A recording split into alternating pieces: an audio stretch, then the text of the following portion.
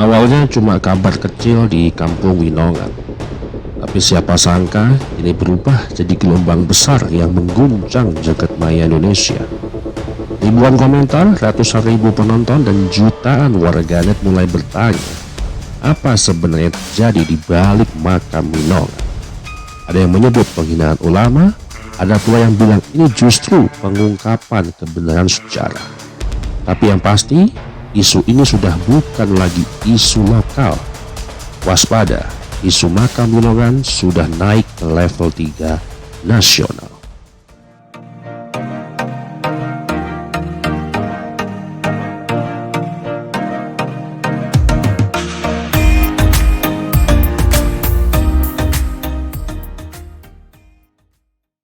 Assalamualaikum warahmatullahi wabarakatuh.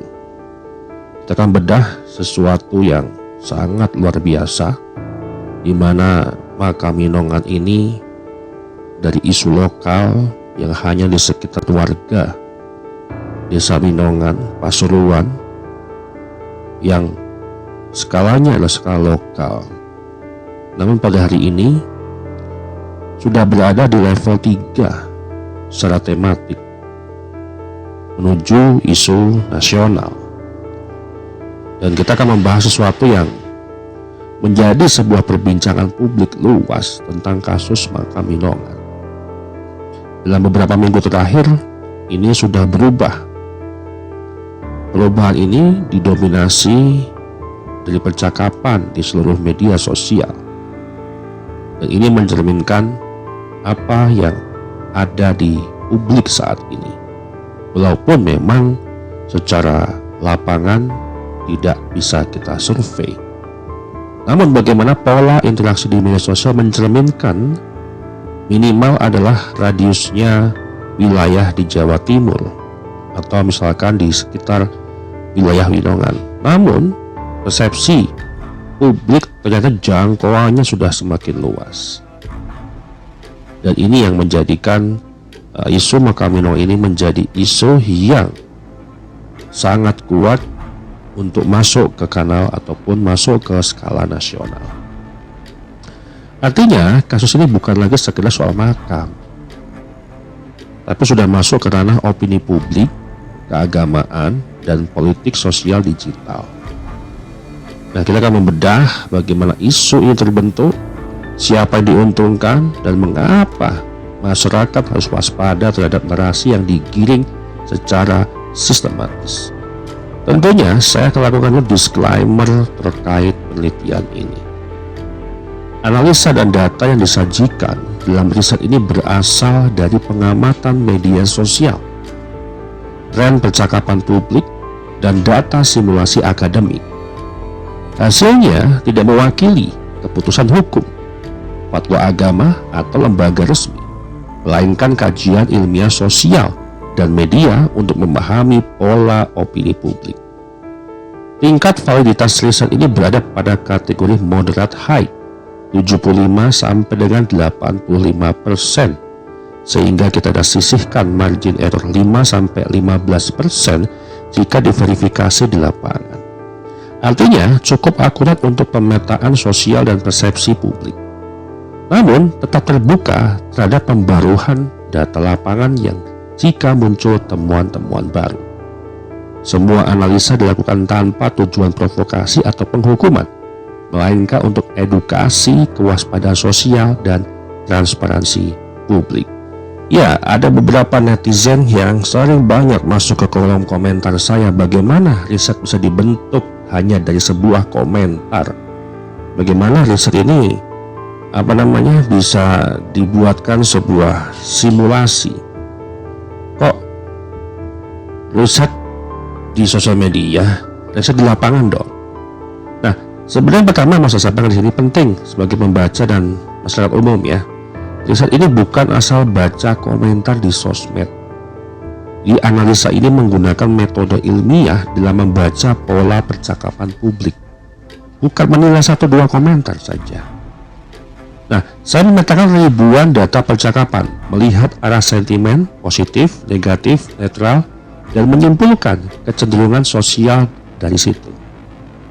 Jadi bukan opini pribadi, tapi hasil pembacaan data digital yang sudah terstruktur. Nah, yang kedua, media sosial bukan sumber gosip, tapi cermin perilaku masyarakat digital. Di zaman sekarang, opini masyarakat lebih jujur dan paling jujur banyak muncul di media sosial. Karena orang berpendapat langsung tanpa sensor dan tanpa harus mengikuti survei. Jadi kalau dulu survei dilakukan dengan kuesioner di lapangan, sekarang ada lapangan baru, yaitu dunia digital, tempat orang berkumpul dan bereaksi secara spontan. Kemudian pertanyaan ketiga, kenapa tidak ada survei ke lapangan langsung? Survei lapangan memang penting, tapi butuh waktu, biaya, dan responden yang mau diwawancarai. Sedangkan data digital bersifat spontan, real time, dan jutaan jumlahnya. Jadi analisa sosial media bukan pengganti survei, tapi pelengkap yang bisa menunjukkan arah opini masyarakat lebih cepat sebelum dilakukan survei lapangan.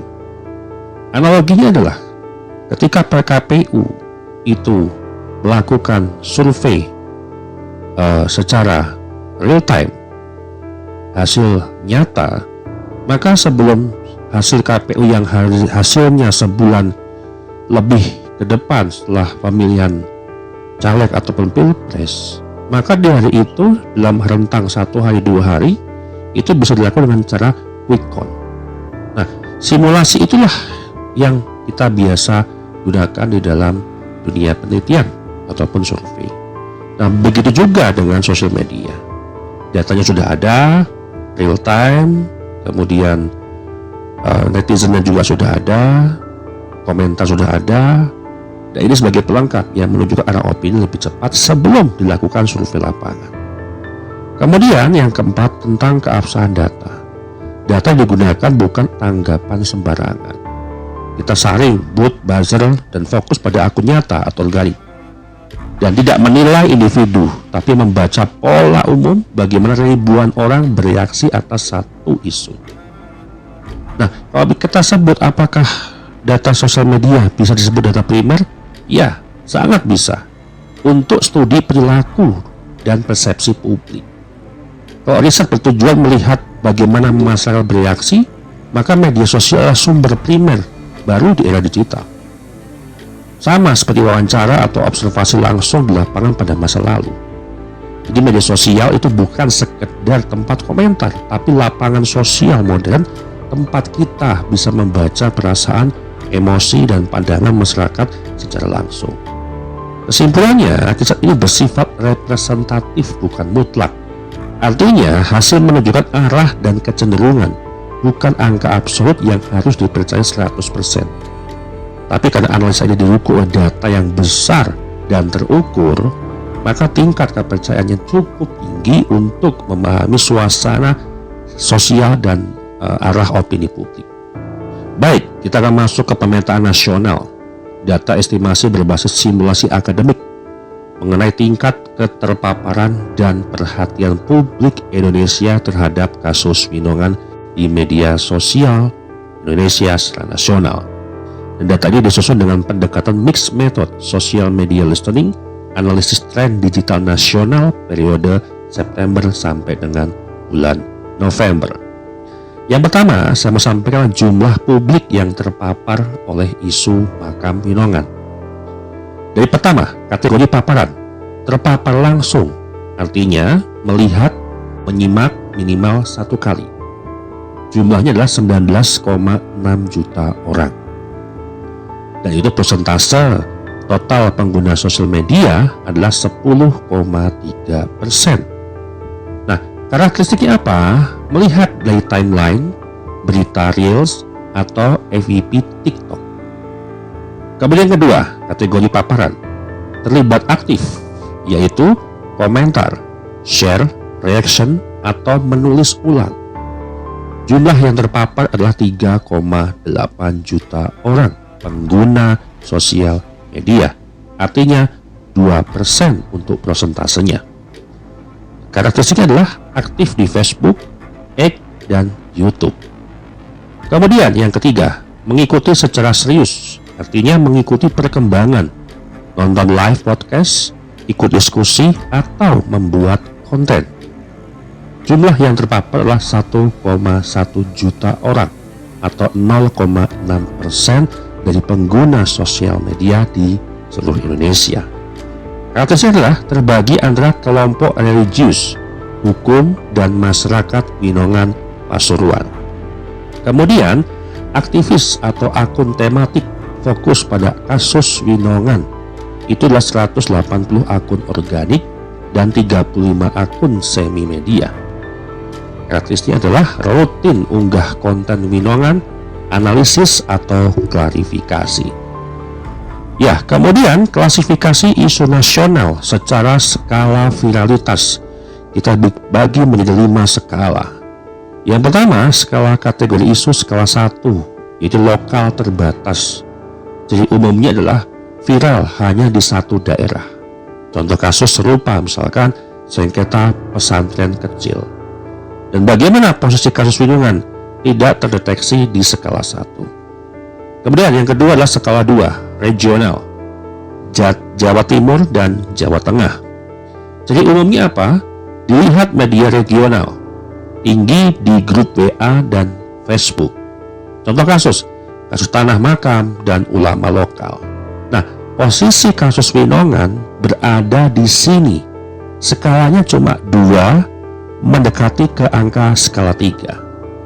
Nah, sekarang kita bahas skala 3 secara nasional tematik. Jadi umumnya adalah diperbincangkan oleh tokoh nasional dan kanal besar di YouTube. Contoh kasus yang serupa, kasus Ustadz, sengketa pesantren besar, dan seterusnya. Posisi kasus Winongan adalah berada mendekati skala 3. Artinya, kasus Winongan ini sudah akan mendekati ke skala 3. Kemudian skala 4, nasional viral, mass awareness, trending nasional, TV nasional masuk. Nah, ini belum masuk ke situ. Kemudian skala yang paling tinggi, skala 5 adalah krisis nasional ataupun sebuah isu negara, menyentuh kebijakan dan keamanan. Sehingga kasus Winongan ini masuk ke dalam kategori isu yang mendekati skala 3 atau skala nasional tematik. Dan skala nasional itu adalah 2,5. Artinya isu regional yang berdampak nasional secara tematik, religius, hukum, bukan hanya lokal. Artinya apa?